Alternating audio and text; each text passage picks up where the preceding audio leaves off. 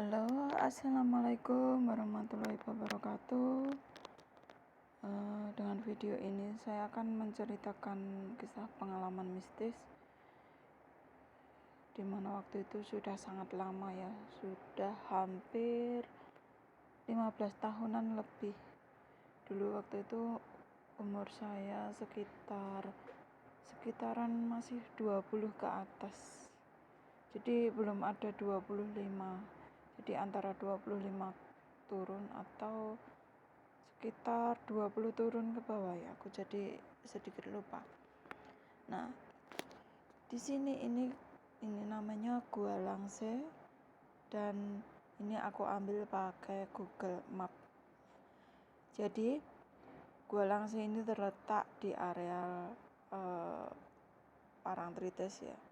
Kalau kalian pergi ke Parangtritis, kalian bisa ngelihat tebing yang berada di sebelah timur laut. Itu kan ada tebing tinggi menjorok ke laut. Nah, itu di sana ada gua namanya Gua Langse, dan guanya itu di dinding tebing. Jadi gua ini dulu dipakai untuk para Eyang Wali Songo untuk bertapa, dan mungkin banyak para leluhur juga atau para pahlawan dahulu ya. Nah, gua ini kalau mau naik ke gua ini kalian harus jalan dulu dari arah Parangtritis, itu cari jalan naik. Nah, itu nanti kalian jalan terus nanti sampai di pentakan itu kalian masih bisa menggunakan motor, tapi kalau jalannya sudah naik itu, kalau kalian masih bisa, itu masih bisa dipakai. Kalau nggak bisa, nanti di bawah itu ada penginapan. Nah, terus kalau nanti sudah sampai di pol yang paling atas, itu sudah tidak bisa dilewati motor. Jadi terpaksa motor kalian tuh harus dititipkan di situ. Jadi saya kasih tahu ya awal jalannya. Nah, di areal ini, ini pantai Parangtritis ya, tempat wisata pantai Parangtritis. Terus yang kesana itu deretan Parangtritis, Parangkusumo. Nah, itu nanti kalian naik, ada jalan, itu kan ada jalur jalan ya, ikutin aja terus. Nanti banyak orang yang tahu di mana arah Gua Langse. Jadi nanti kalau kalian tanya itu, nanti kalian bisa dikasih tahu di mana jalurnya. Itu nanti kalian ikutin jalur yang sudah dikasih tahu itu. Nah, nanti setelah sampai di atas itu nanti kalian akan menemukan jalan setapak. Jadi di mana motor itu sudah tidak bisa untuk lewat. Jadi kamu harus melakukan jalan kaki itu sekitaran sepanjang kurang lebih 2 kilo atau 1 kilo kalau nggak salah. Nah, itu nanti memasukin areal perkebunan warga, tapi itu jarang ada rumah karena jadi itu semacam ladang saja. Jadi kalau misalkan yang punya rumah itu bukan di daerah situ, jadi mungkin kalau ada pos-pos itu pos-pos penjagaan atau pintu masuk. Nah, di situ intinya kan bukan rumah pemukiman gitu. Nah, nanti kalian memasukin jalan setapak itu. Kalau dulu waktu saya itu masih pas yang pertengahan itu seperti hutan, karena dulu itu masih ada pohon-pohon tinggi. Di situ tuh ada pohon-pohon tinggi, terus jalannya itu juga terjal karena semacam bebatuan karang gitu yang campur tanah. Nah, nanti di situ kalian akan menemukan pos masuk, pintu masuk yang dijaga beberapa orang atau juru kunci ya istilahnya namanya. Nah, di situ nanti kalian akan daftar masuk, nanti nulis nama apa, dan kalian nanti akan memberi seikhlasnya gitu sebelum melanjutkan perjalanan, karena itu baru pos masuk pertama ya. Nah, tapi kalau dulu saya sangat wingit, kalau sekarang saya kurang tahu. Soalnya kalau dulu itu masih banyak pohon-pohon dan waktu itu masih banyak monyet. Dan saya pernah dicegat sama monyet-monyet itu. Sepi di situ, nggak ada orang. Di situ cuman aku sendiri yang lewat. Kebetulan aku karena waktu itu saya sudah di gua beberapa minggu, terus saya keluar turun ke Parangtritis untuk membeli bekal cari makan. Nah, pas saya balik itu sudah mau sore itu di situ ada kera-kera, beberapa kera. Nah, saya sempat panik dan sempat apa ya istilahnya, sempat pasrah ya, karena kera-kera itu sangat ganas dan mereka pasti akan merebut atau ngeroyok aku. Nah, tapi dengan jarak 2 meter saya nggak bisa apa-apa, mau lanjut jalan nggak bisa, mau mundur juga nggak bisa, karena kera-kera itu udah melihat aku dan takutnya aku nanti dikejar, atau kalau aku melanjutkan perjalanan tidak mungkin karena aku takut kera. Takut maksudnya ya takut dikeroyok gitu ya. Kalau pas aku nanti mau mundur, nggak mungkin aku mau jalan balik sejauh gitu, nanti sampai di pertengahan sudah malam, masih jauh untuk ketemu orang yang di bawah. Terus nah akhirnya aku cuman duduk diem, tak sempet kayak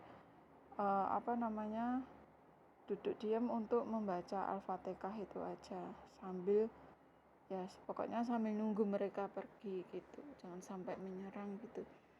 Nah, akhirnya monyet itu pergi sendiri tanpa merebut makanan saya, dan gak tahu itu keampuhan surat Al-Fatihah yang saya baca dan saya amalkan itu hanya dengan tulus dan ikhlas. Jadi alhamdulillah leluhurku telah mengayomi aku dan akhirnya aku diselamatkan dan gak ada lecet sedikit pun dalam tubuhku. Nah, di situ nanti tuh sekalian lanjut jalan itu sekitaran masih setengah kilo. Nah, nanti kalau udah nanti ada batu besar itu seperti berdampitan gitu ya, pokoknya seperti ada pintunya juga. Itu nanti kalau udah sampai di situ nanti udah menemukan jalan untuk turun atau jalan untuk masuk turun ke tebing itu. Jadi nanti kalau sudah menemukan batu itu kalian nanti turun. Nah, di bawah itu turun kalian akan sangat dikejutkan oleh pemandangan yang sangat wow. Bukan wow indah tapi menakutkan. Karena apa? Belum tentu orang yang sudah sampai di situ itu akan berani melanjutkan turun setelah jauh berjalan beberapa kilo kecapean.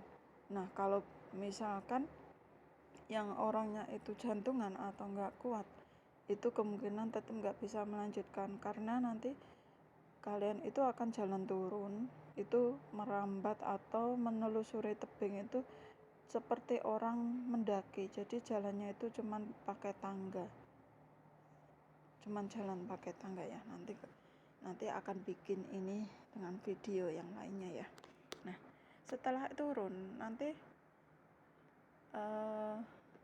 nah ini kan ada tangga. Nah, ini kan tangga. Nanti turun itu kan nanti terus kalian lewatin tangga ini turun. Nah, ini yang jalur-jalurnya tebing-tebing ini yang akan kalian lewati untuk naik ke atas. Tapi ini maaf nggak bisa sampai ke atas karena ini cuma pakai Google Map. Nah, dulu rumah ini belum ada dan saya waktu masih di sini itu masih alami. Semuanya masih serba alami, belum ada rumah-rumah ini.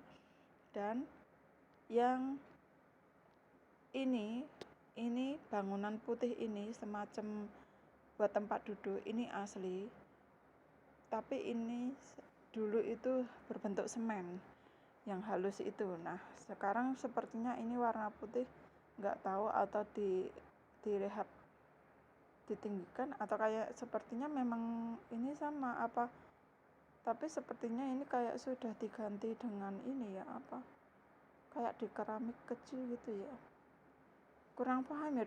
Dulu itu pokoknya kalau bangunannya tetap sama di situ, dan yang di dekatnya di bawah ada gorden hijau itu juga buat dudukan apa, bersila gitu, maksudnya buat dudukan untuk itu namanya cor-coran dari semen. Terus yang ada ini pohon tanaman gelanting ke tengah ini, nah itu jalan turun untuk memasuki dalam gua itu, ke dalamnya itu. Nah dulu di pinggiran ini tempat dapurnya Mbok Jem. Kok nggak tahu ini kok sekarang kok nggak ada, dan nggak tahu beritanya Mbok Jem itu kemana, atau mungkin,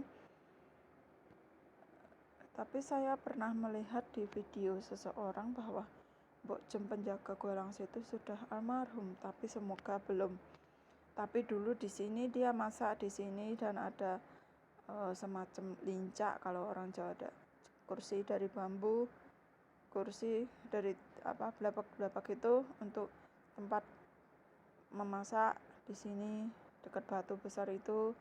Nah ini yang saya kejutkan, kalau sekarang ada ini, apa ini dipindah di sini atau ini dipakai untuk orang terdekat atau gimana, saya kurang tahu. Nah jadi ini pembangunannya setelah saya sudah nggak ada di situ beberapa tahun. Kalau nggak salah saya pernah melihat YouTube seorang perguruan yang membangun ini, sepertinya membangun rumah ini untuk tujuan apa namanya, tirakat gitu ya. Nah jadi ini namanya Gua Langsa ya, ini berada di tebing laut, di tebing dinding gunung, di pinggiran laut. Nah dan ini namanya ini Gunung Semar. Nah ini banyak misteri, nanti akan aku pecahkan di video yang lainnya. Gunung Semar ya itu namanya, itu untuk ya kalau orang penting tetap biasanya tirakat di situ. Nah nanti akan saya bikinkan video kejadian-kejadian apa yang saya dapatkan selama di sini, dan nanti kalian akan tahu pengalaman saya, dan jangan lupa diikutin terus videonya ya. Nah jadi ini ombaknya nggak terlalu besar karena airnya sepertinya surut. Kalau dulu airnya pas di sini ya, jadi pas di bebatuan ini.